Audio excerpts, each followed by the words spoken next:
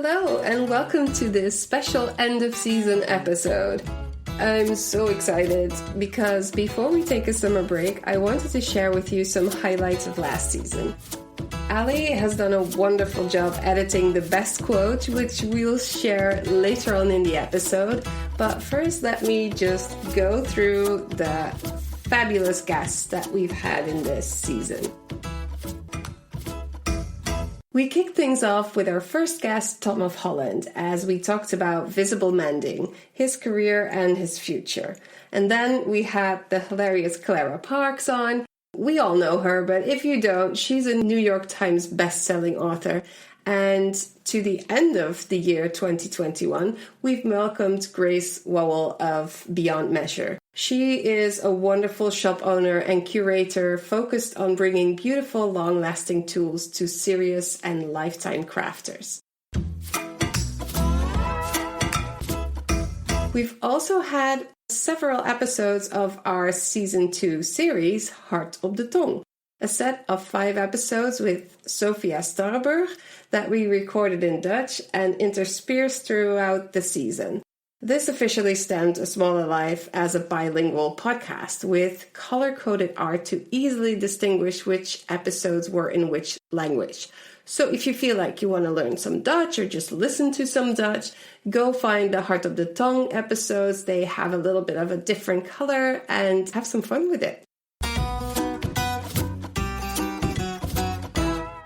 In the new year, I started recording more solo episodes, bringing you 10 tips to make time to make in January, my conscious wardrobe plan in February, and 4 fundamental steps for starting small businesses in April. Sprinkled in with some more lovely interviews like Floor Fleurij, who joined us for our first ever Dutch-only interview, not counting the Hart op de Tong series. Floor talked about her year-long stash busting challenge. She gave herself that challenge and reported on it in our community, and I really needed to talk to her about how that went. We also had Sarah from Swanky Emu Knits. She is the kick-ass creator of an algorithm that takes size inclusivity to a whole new level, with completely customizable proportions by way of a meticulously crafted Excel spreadsheet. And she even trains pattern designers how to use it for their own creations. After Sarah, we heard from Patchy about branding our businesses, and eventually the inspiring and energetic Zoe from Check Your Thread podcast, who taught us about Me Made May.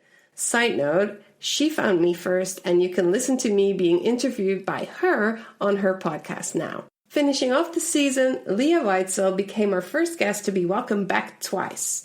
Again, not counting my fabulous co-host, Sophia. Leah is our reporter from Down Under, and we discussed trends, seasonal wear, and baby things, and all things weathery in Australia. Lastly, we had an inspiring episode with guest Hannalisa Haverkamp, who gave us these powerful words. I fucking refuse to aim low. Profit in this industry. It needs to be possible. We're going to make this possible. And inspired us all to hit the ground running and figure out the hard stuff as we go. In Season 2, we've also heard from our editor-producer, Allison. We've added back old ways of supporting the show. You can now again become a patron on Patreon. And we've gotten more clear on our message. Community, conscious decisions, and fair treatment and pay. I've also worked on the podcast episode process, and we are now getting 1 episode done in half the time. I should make a course out of that. Now, better get ready, because here are the best inside quotes and inspiration from this season. Oh, well, first of all, can I say I love the image of me being the reporter from Down Under? I feel like I need like an Akubra hat. Yes, you do. And a Dryzerbone raincoat, kind of like a little poncho looking thing to keep your shoulders extra dry. I'm going to Photoshop that image so much. I'm not entirely sure if anyone who's listening is familiar with the concept of fuck you money. It's essentially you're saving up money when you're working so that you can leave your job or do something else at any point in time, basically. I had done that and bought myself, quote unquote, a year of freedom, giving myself 1 year to figure out what I wanted to do with my life and what would make me happy. That was the prerequisite for the entire year. I didn't have to do anything except for whatever made me happy. Yeah, you know what? Babies are just like people. They're all different. Yeah. Well, fingers crossed mine will just sleep constantly and I'll just knit all the time. You can always wish, right? We have so many tea towels. It's like we have stacks and stacks of them. So you don't need to mend them. It's just another project to enjoy. Yeah, it's just, I enjoy doing it. You find something that really fills you up and you want to do it and you want to share it with people. And then all of a sudden someone says, oh, would you sell that? And then you start thinking, oh yeah, I could maybe. And then you do it for fun. At that point in time, you're probably in an employed job. You don't need to be making money off of this. So the price that you charge is lower than what someone whose full-time profession this is. And that's a problem because it just drives down the price point for everything in the entire market. I see a lot of my fellow female business owners. We come from a place of wanting to help. We want to help someone. We don't want to exploit anyone. We want to be good, kind people. And so we end up exploiting ourselves instead. We don't charge enough for our services or for our products. And I think you can absolutely be a purpose-driven brand and still want to make money because we run businesses. We're not charities. We are businesses and we need to make a living for ourselves. We deserve to make a decent living for ourselves. Profit in this industry, it needs to be possible. We're going to make this possible. Ask for more money, spend more money, buy less, but buy the good things with the good people. Just don't collect. Think about it and then offer the money that you want to spend to somebody that did good work. And this is basically the whole topic that is most important to me. Things take time and you have to choose. And you have to be willing to be okay with owning less. I think these are the 3 things that are very important to embrace when you want to try to make your own wardrobe. Through the sheer amount of patterns that get put out, there's not enough breathing room for every single one of them. And it can feel like, oh, I can't keep up. It doesn't matter. It's about you. It's about focusing on yourself, what you can achieve. And why you're doing it, So sometimes it's best not even to follow that hashtag. Like if it's not filling you with inspiration, if it's making you feel a bit negative, then don't do it. Just focus on yourself, Cast on 1,000,000 stitches, knit until your fingers fall off. Rest in peace.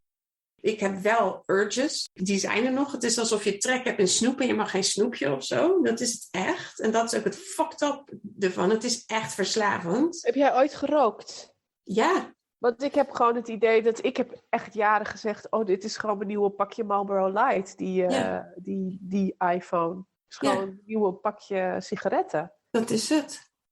Al die kleine ondernemers, die kunstenaars, die ambachtslieden die ik volg, dat zie ik niet. Ja. Want tussendoor gooien ze die filmpjes van dansende mensen of huilende baby's of springende geitjes. En mijn brein is weg. I have a lot of lovely things that are just sitting there because I'm keeping them for best or for some scenario that never occurs because I have a quite boring life, Like, I don't go out that much, I go to the school gate and I come home and I go to work and I come home and occasionally I go to the pub. Fabulous at the school gates. But those things make me feel good, so why am I not wearing them?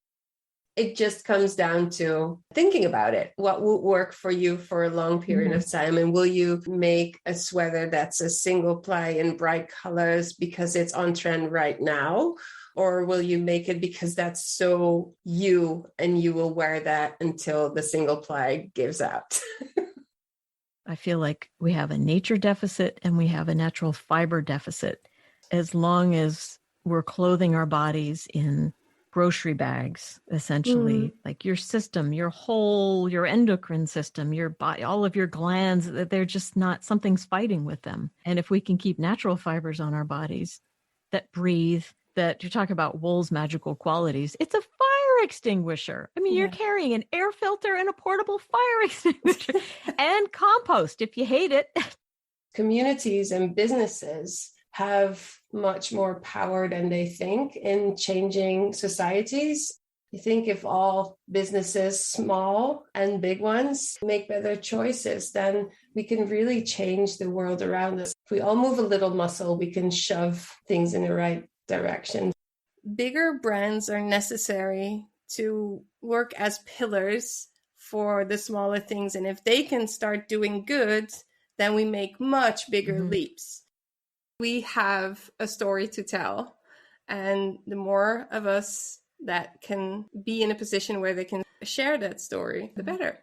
It's like thinking that the world would be happy with just one restaurant. If someone steals one of my ideas, then okay, but they're not me. So they're not going to be able to execute it in the same way that I will. Exactly. And is there really such a thing as an original idea anyways? Like, how can you know that someone else somewhere out in the world hasn't already thought of your genius idea? Because chances are that someone else is already doing what you're doing anyways, but you're always going to have your unique spin on things. You know, nobody can copy you. I only started one business, but I changed and pivoted my business so much to adjust to what the customers needed, to adjust to the times, to adjust to anything and everything. I changed it so many times that it feels like I started about 6 businesses. You can hone it as you go. If it's not out there, like, what is the point? You know, you're not affecting anything. You're not connecting with anyone if it doesn't exist. Exactly. Yeah, that's the way I feel like it too. But sometimes I really have to like take a deep breath and just do it. But it's also kind of a muscle you can grow. Like you can get used to that. The nervous feeling becomes an exciting feeling. I'm sorry, perfectionism is annoying because the only thing you need to do is just to bloody freaking do it. I know it's hard, but I'm just going to be really blunt here. If you want to own a business, you have to be able to do that.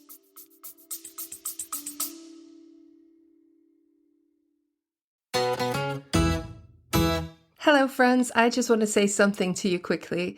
So if you're liking the podcast, if you're liking what I'm talking about, consider joining the mailing list. I have bi-weekly updates on the podcast and or business insights and tips. The occasional exercise to get you ahead. If you want to actually talk to other business owners about the things that I talk about here on the podcast, why not become a Jawohl community member for as little as €8.50 a month? That's like buying me coffee and a croissant. But don't do it for me though. Do it for yourself because I promise that you will get something out of it, either the emails and or the community. So you can either go to the show notes or sign up through jawohl.myflowdesk.com/pattern-shift. I hope you'll join us.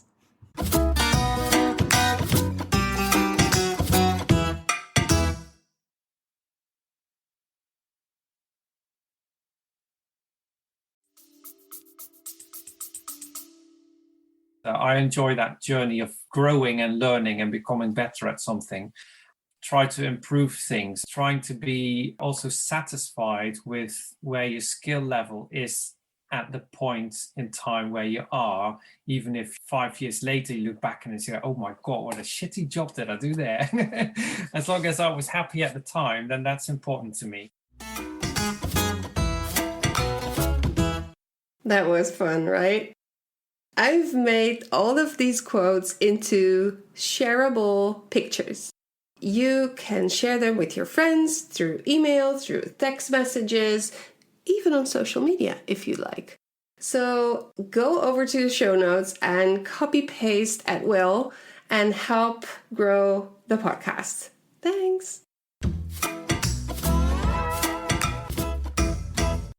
Now, I'd love to share some fun facts with you, and then some numbers and some interesting facts about the podcast and you, the listener. The first fun fact is about my voice. When I was in between two educations, I went to open days to learn more about different educations I was interested in. Becoming a speech therapist was one of them.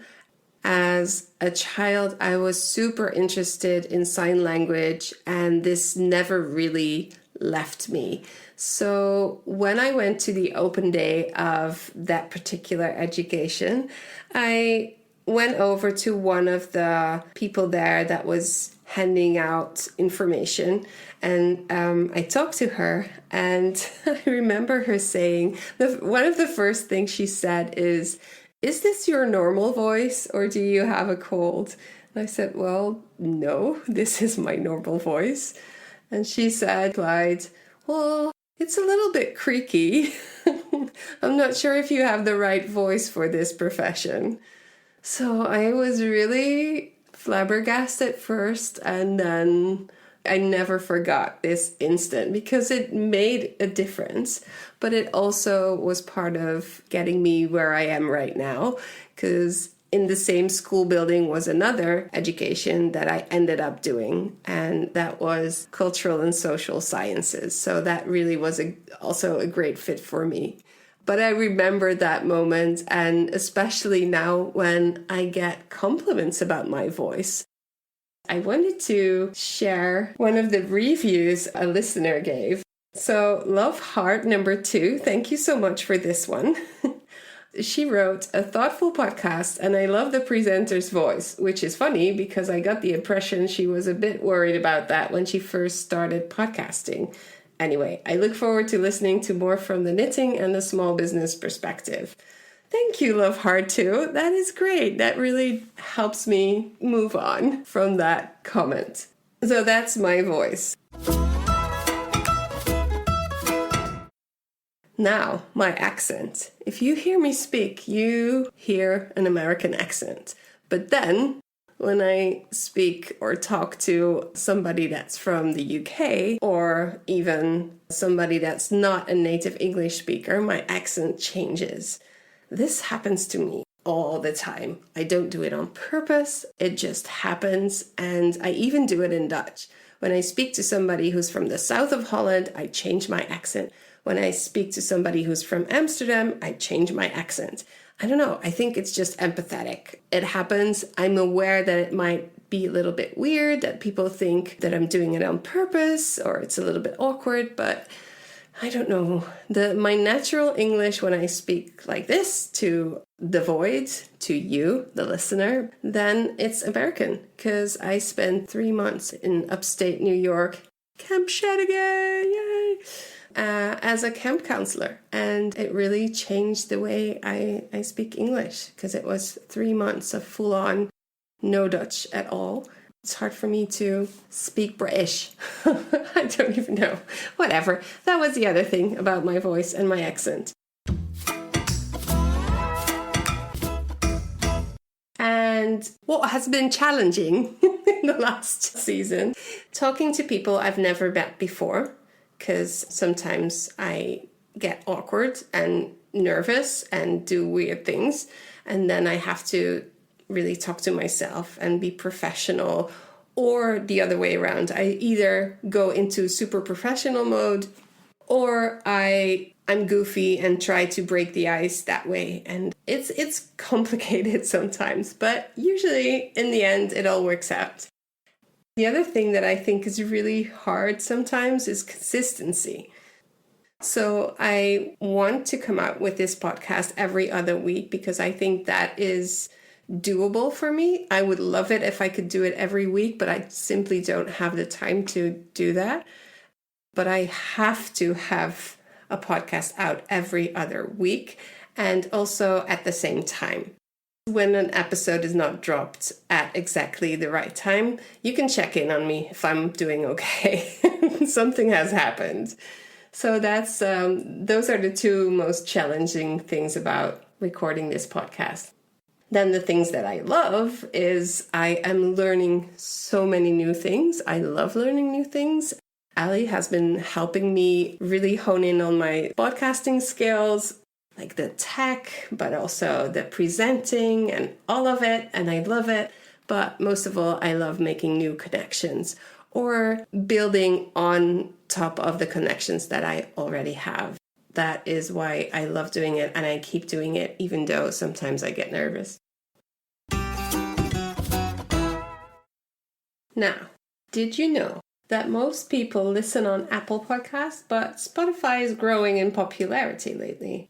The numbers change around with every episode and every month, but today we are number 1 in craft episodes in Denmark. Yay!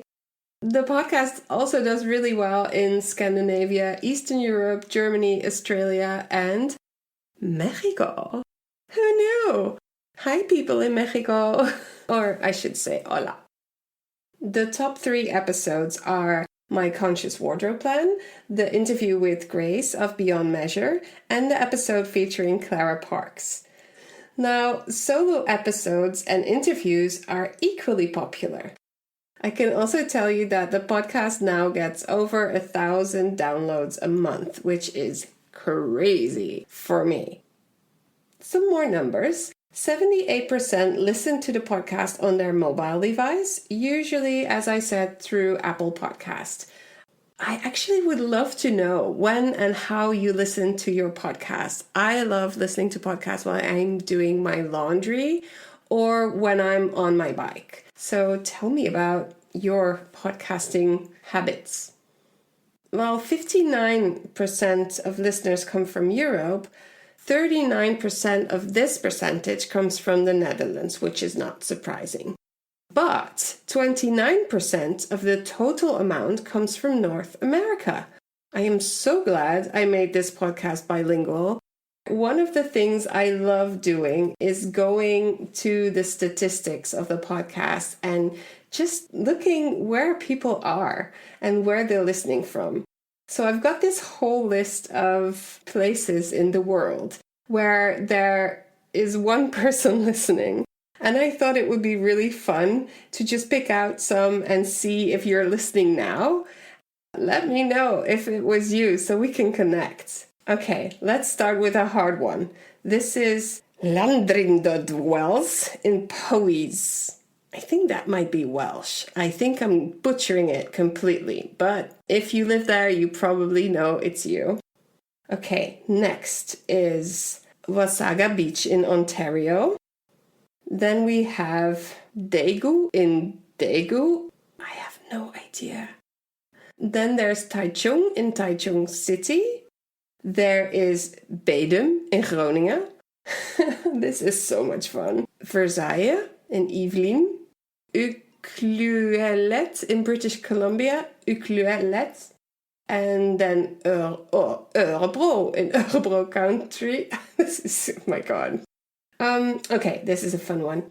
ECC in Primorsko-Goranska Supanija. Sycamore in Illinois.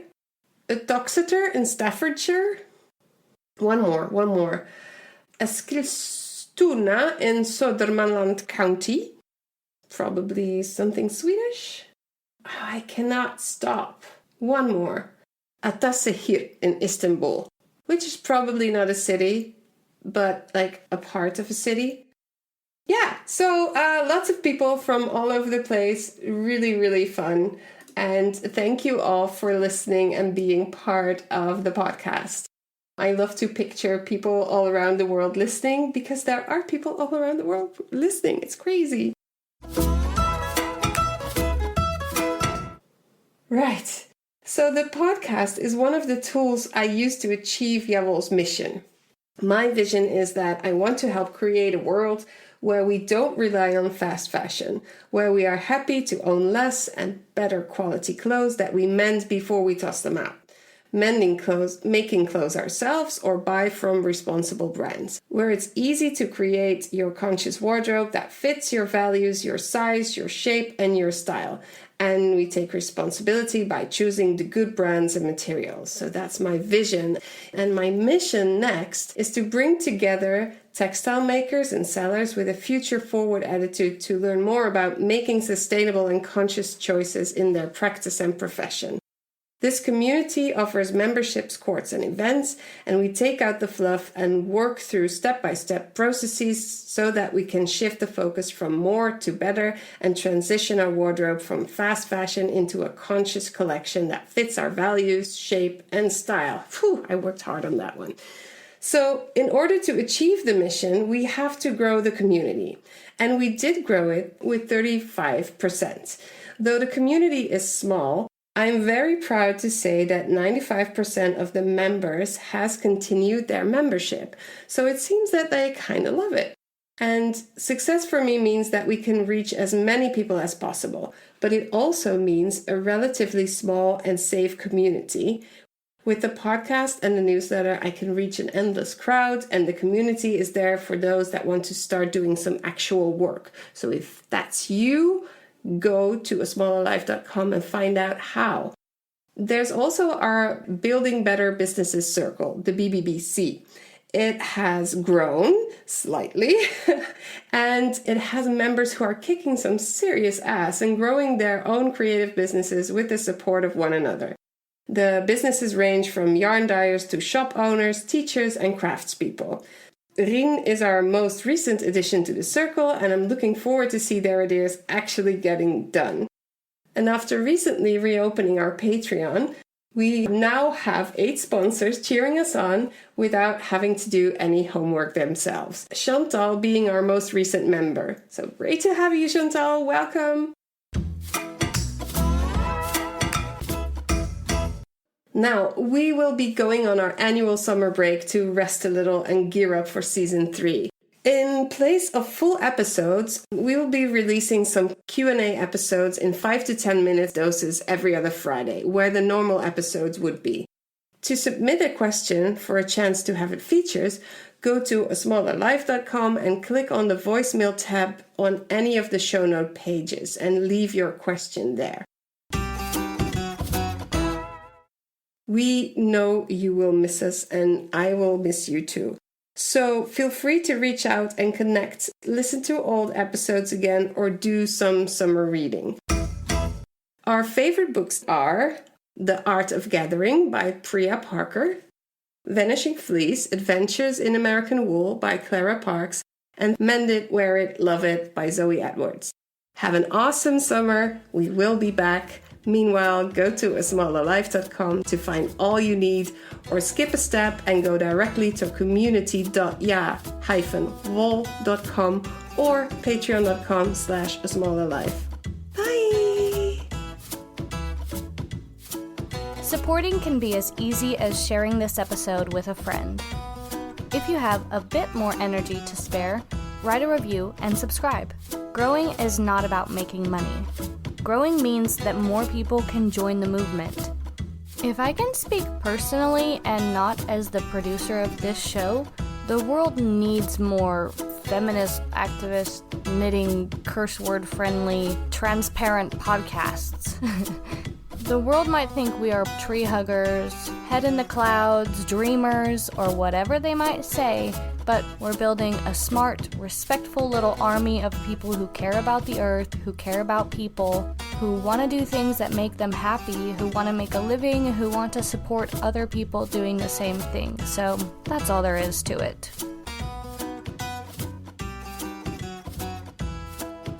If you are a fan and you have the means to become a patron for as little as the amount that compares to buying us a cup of coffee every month, this will add up and make a big difference in keeping the podcast going and making it more accessible to a larger group of people. If you love this podcast, we would love it if you would consider this, because it's support from people like you who help us find other people like you to listen to our message, gain encouragement, gain education, and enjoy, just the way you have, what this show has to offer. We've had so many wonderful guests on this season, and we are looking forward to an amazing season 3. So honestly, the sky's the limit for us. We also have a few different types of mailing lists and newsletters that you can subscribe to, so if that sort of thing interests you, just go to asmallerlife.com. Pretty soon, you'll be in the loop. You'll hear from me, I'll hear from Saskia, who hears from you, and wherever you are out there, till later. Bye!